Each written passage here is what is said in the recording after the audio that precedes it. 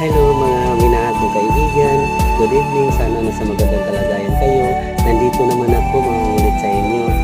Magdasal tayo ha. Maraming salamat. Tangan sama at anak at Espiritu Santo. Amen. Ama namin makapangyarihan sa lahat, huwag mo kaming pababayaan sa araw at gabi, sa mga oras at minuto, dahil sa aming hanap buhay. Ang mga gawain namin sa bawat isa, hindi namin alam kung kakayanin ba namin. Kaya nga Panginoon, bigyan mo kaming lahat ng malakas at tibay ng katawan para makayanan namin ang mga gawain. Panginoon, ipagkakaloob mo sa amin ang kahilingan para sa kabutihan namin lahat at ang biyayang baguhin na namin ang pag-awit ng himno sa kagalakan dahil sa iyong kadakilaan at walang hanggang awa ngayon at